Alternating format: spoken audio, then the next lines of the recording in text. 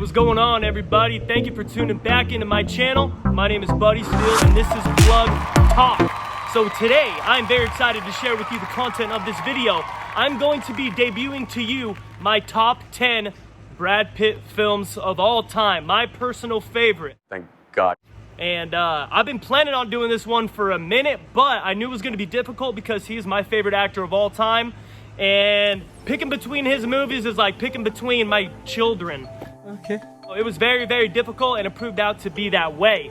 So the criteria of how I wanted to break down this list was not Brad's best movies, his best acting, biggest box office, most popular, just my favorite. So when I had a tough decision to make between two movies, what I did was, which one would I rather watch if I was going to choose it? That was my number one criteria, okay? So keep that in mind as you're looking at this list.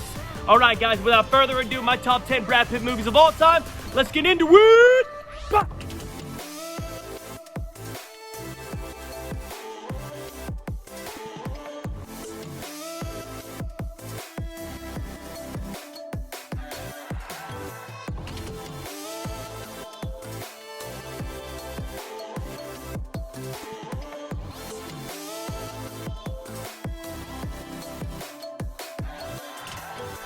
Okay, so before I give you number 10, I'm going to let you know that at the end of this, you're probably going to be a little bit confused and like, man, where's this movie? Where's that movie? Or the third? I'm going to share with you my honorable mentions, so the movies that almost made the cut but didn't. I personally made a top 20 list of Brad Pitt movies, but I'm only going to break down the top 10 for you guys.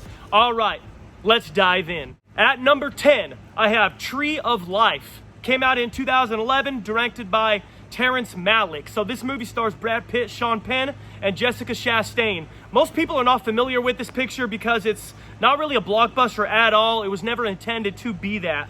It's an art film that's very, very ambitious, man. It examines the parallels in the evolution of one man from childhood in the 1950s into adulthood, and also the evolution of existence and humanity as we know it. It shows both of those intertwined as the movie goes along. It shows these together intertwined throughout the whole film as the boy is growing into young adulthood and navigating his complicated and contrasted relationship with his parents.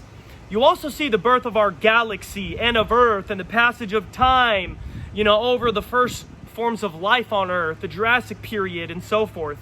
The visuals in this movie are really, really intoxicating, and the message is really defined and transparent. You figure it out pretty quick. This movie is trying to remind us that even within this inconsequential, insignificant family that we're looking at, there's still the forces that created the wave of evolution and of mankind as we know it. That's inside of you. So it makes you feel at once smaller and bigger, powerless and impactful.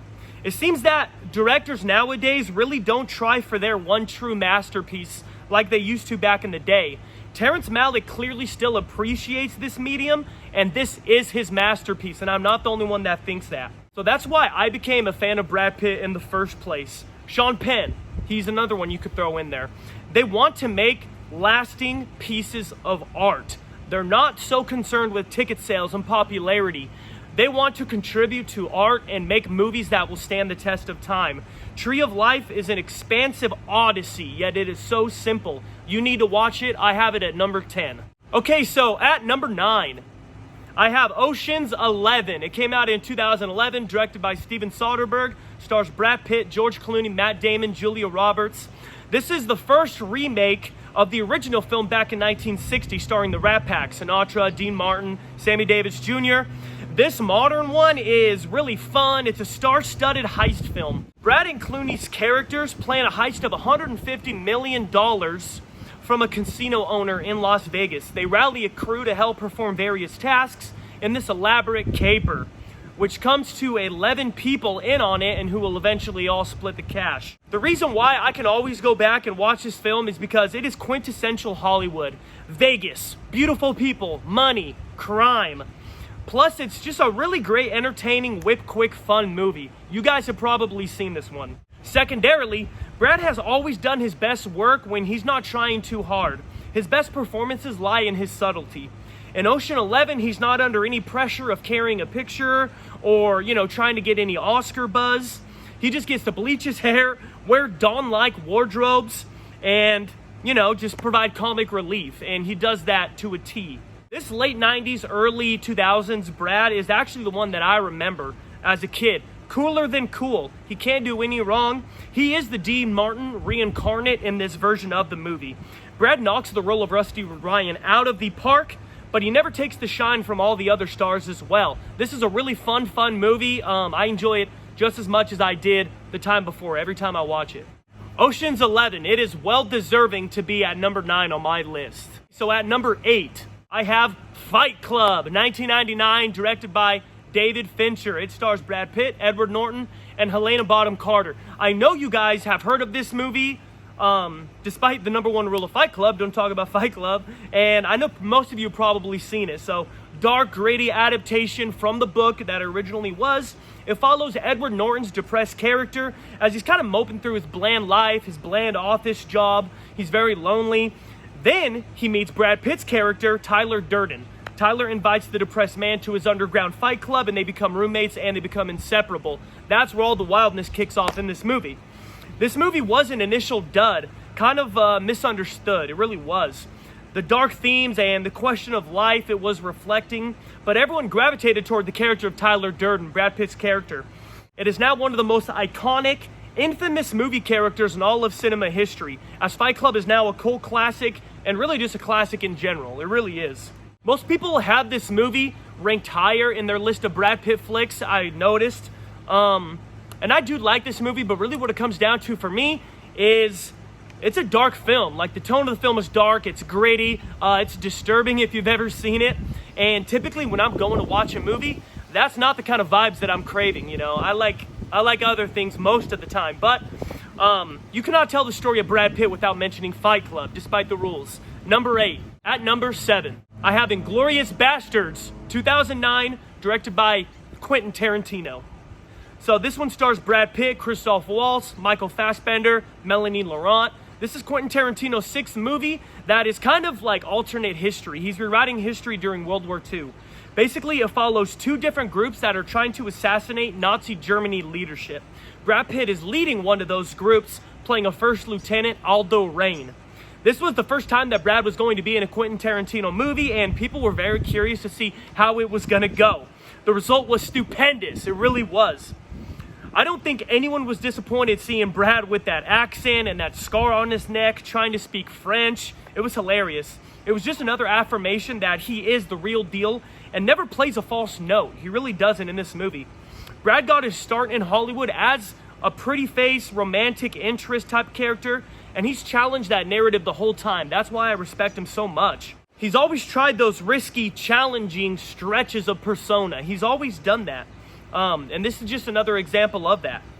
The general consensus is that either you love Quentin Tarantino movies or you hate them. And I've heard that as well with this movie, but there might be a little bit more of a crossover because of the history elements. It does kind of blend genres, as Quentin Tarantino movies can sometimes. It's really just a thrill ride. It's unrestrained, it's fearless, but beyond all that, it is very fun to watch. And that was my number 1 criteria, and that's why I have it at number 7, Inglourious Basterds. At number 6, Moneyball came out in 2011, directed by Bennett Miller. This one stars Brad Pitt, Jonah Hill, the late and great Philip Seymour Hoffman, and a Chris Pratt before he was the superstar that he is today. In hindsight, looking at Brad's whole filmography, I'm so delighted that he finally got his sport movie in. It seems that this is like a box to check off for every leading movie star, and thankfully, this one is superb. Sometimes for a sports movie to truly be good, it almost like can't be a sport movie. It can have like sport as a plot, but it has bigger themes in general. This one is intelligent, sharp, and quite touching as well. Non-sport fans really love this movie. You guys probably remember Jonah Hill in it. This is him, Jonah Hill, beginning his Oscar nominations and his starting reputation as a legitimate actor. He really kills it in this movie. Essentially, Brad Pitt plays the real-life GM of the Oakland A's, Billy Beane, as he adopts an unconventional method of team building in a culture where, you know, the behemoths of the MLB, such as the Yankees and the Sox and, you know, the Giants, have this unlimited salary cap, and they can afford to get anybody, and the A's can't afford to compete. And so Billy Beane, Brad Pitt, adopts an unconventional way from Jonah Hill's character. Brad is again on point, delivering a wide range of emotions, but conveying it all seemingly effortlessly. That's what he's best at. His conduct is never overdone, but always appropriate. He's in essentially every shot of this movie. He carries this movie, but he never missteps, man, and that's really, really impressive. This is such a great movie. It really sits up there with the greatest sports movies of all time. It really does. Some people have Moneyball as his best movie of all time. A lot of people do. I don't. I have it at number 6. At number 5, The Assassination of Jesse James by the coward Robert Ford. Came out in 2007, directed by Andrew Dominik. It stars Brad Pitt, Casey Affleck, Sam Rockwell, and Jeremy Renner. Okay, this movie is criminally overlooked. It bugs me so much. No one ever went and saw it in theaters. Seems like no one's seen it today. Didn't even cost so much as like a ripple in the ocean of filmmaking. And that bugs me, man. And the really overlooking one, for sure. This movie is Brad's favorite film that he's ever done, and it really is his penultimate role of his career. Brad is Jesse James, naturally, in the months leading up to his death by his associate, Robert Ford, who kind of sheepgoats as his trusted steed, but was always kind of trying to get the bounty that was on Jesse James's head. This movie is not for everyone, and I've heard that with people that I've shared it with.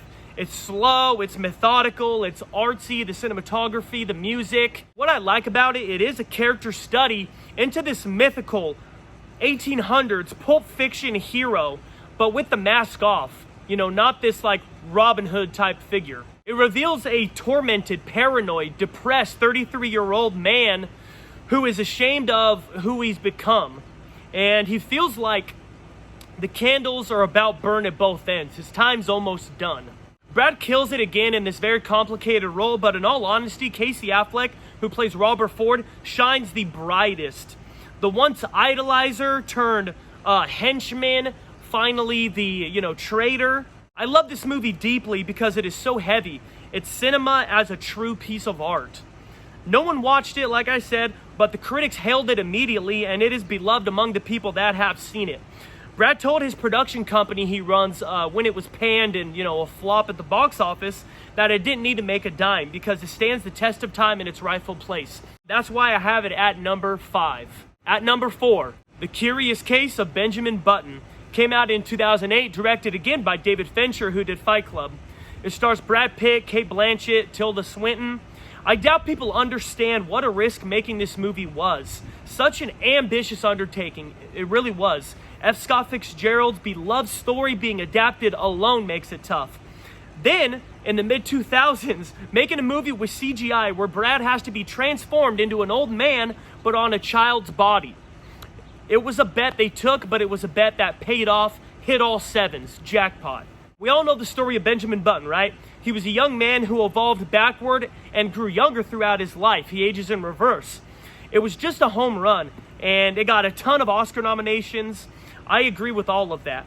It has rich storytelling, early 1900 New Orleans depicted enchantedly, antiquated looks. It's just a pretty, pretty film. Very nostalgic. It really is an epic tale that somehow remains grounded in reality. Watching Brad and Kate's characters through their lifelong love journey and seeing them both in their 40s towards the end of the movie, and they both acknowledge that they look about the same age. They're meeting in the middle. It's the only time that they're ever going to look the same age, even though they are. That's very, very moving to me. This movie is a worthy addition into Brad's library, as well as the pantheon of film history in general. This movie nails it on the head. That's why I have it at number 4. At number 3, A River Runs Through It. Came out in 1992, and it was directed by Robert Redford. It stars Brad Pitt, Craig Sheffer, Joseph Gordon-Levitt, among others. The old classic tale in Missoula, Missouri. I was very excited to get to this one. The famous Blackfoot River, the woven ties between fly fishing and the pillars of life. This was, believe it or not, the first movie that I saw that made me enamored with Brad Pitt. He's very young in this, being that it's in 1992, but he's so charming, charismatic, but he kind of glosses it over with those tragic blemishes that you see in that younger brother that he's playing. The story follows those two brothers as they grow up under a minister father, where they live a very strict upbringing, but do it all every day so that maybe in the afternoon they would be free to be able to go fly fishing. Watching the two brothers age and grow and take different paths is insatiable. It really draws you in. The pain in the older brother, as the movie gets later on, that he feels watching his younger brother, who was always more charismatic, more talented, more popular, even a better fisherman, watching him get entrapped in his demons and him not being able to help his younger brother no matter how much he wanted to. It really touches you in a familiar place. We can all relate to that. It's a wonderful, relatable, coming-of-age tale in a simpler period where the parables of life can be learned in the wilderness. That's what I love about Westerns. This one isn't so much a Western, but they spend so much time outside. That's what I love it so much. It just, for some reason, pulls me in. It attracts me. Maybe it's my upbringing, I'm not sure. But it's undeniable that I love Westerns. Most people are familiar that it was a book initially, and I have read the book. It's really, really good, and the movie lives up to it for once, which is really nice. But this should be required reading, in my view, for every academic institution, probably around like middle school or early high school. This was Brad's star-making performance, and I have it as my number 3 favorite movie. Okay, number 2, Once Upon a Time in Hollywood. Came out in 2019, directed by Quentin Tarantino. Again, he makes another appearance. Not surprising. It stars Brad Pitt, Leonardo DiCaprio, Margot Robbie, and all of Quentin Tarantino's part-time players. There's a ton of them. This movie is really fresh in people's minds since it just came out. I've been waiting for this movie since 2016, real talk. I had gotten my hopes so high for this movie, and somehow it still exceeded all of my expectations. I hope you guys have watched it. If you haven't, go watch it. It's a movie about Hollywood, based in 1969. The costume, the cars, the storefronts. Most importantly, though, the soundtrack, man. Quentin Tarantino is known to have great taste in music, and that is consistently the highlight of all of his movies. There are so many reasons to love this film beyond Brad Pitt, as is true for all these other 10 movies as well, but Brad is the scene stealer in this particular movie. Playing the past his prime stuntman and best friend of Leo's has-been actor character, all of Brad's skills get to be showcased in this. He's cooler than cool, he's wise, he's grizzled, but he can still keep up with the young kids. This was written for Brad, there's no doubt about it, and he cleans house in this movie. He has the best performance, steals it from Leo, which is verified by his Oscar win, finally. This is a long, expansive, suspenseful movie behind all of the groovy facades that you see, but it's Quentin Tarantino totally feeling himself, and I'm totally here for that as well. Number 2. At number 1 on my favorite Brad Pitt movies of all time, Legends of the Fall. Came out in 1994, directed by Edward Zwick. Stars Brad Pitt, Anthony Hopkins, Julia Ormond, among others. So what can I say, man? People close to me are not going to be surprised at all about this pick, but I actually was. So, I mean, I'd always said, like, off the cuff that this was my favorite Brad Pitt movie, but I honestly thought that after some analysis and making my list, that might change a little bit and this might not fall to number 1. It's funny because when it came down to it, it was between Legends of the Fall and A River Runs Through It for either first or third. I had Once Upon a Time in Hollywood locked in that number 2 spot. These are both kind of outdoorsy, old school period westerns, and that's why it was so tough for me to choose which one. But in the end, Legend of the Fall does get number 1. This movie warms my heart. It's an epic romantic western set during the Prohibition-soaked early 20th century. This is the movie I watched the same night that I watched A River Runs Through It and first discovered Brad Pitt. I watched it right after. I mean, this is nowhere near Brad's best film. Some of these films aren't, but they're my favorite. You know, there's just a difference there, as you guys probably could understand. Brad has said that he felt most comfortable on this set, considering that he grew up in the Ozarks. He is at his quintessential heartthrob in this movie with his long hair, his mysterious disposition. Legend of the Falls follows 3 brothers living with their widowed father as all 3 boys ultimately fight for the affection and love of one girl. Brad plays Tristan, who's a middle child, but not a middle child at all as you would characterize it. He's the golden boy of the family. He's able, but he's really, really complicated as well. This movie interweaves war, bootlegging, Indian culture, industrialism, and is truly the definition of an epic. I'm not going to lie to you, and I'm not going to lie to myself. Legends of the Fall is my favorite Brad Pitt movie of all time, and I know some people are going to be disappointed. I gotta keep it real. I gotta be honest with you. That's my list. All right, fools, so that is my top 10 favorite Brad Pitt movies of all time. Let me know if you agree with me. I'm almost certain you guys are gonna disagree with me, and that's cool. I wanna hear your guys' take on it. If you enjoyed this video, please hit that like button. Just hit it right now before you forget. Subscribe to my channel. I'm still trying to hit 150. We're gonna get there, rest assured. I love you guys. I can't wait to make another video. I have a really good one queued up next. I love you guys. Until then, it is time to plug out. I'm gonna catch you all soon. Deuces.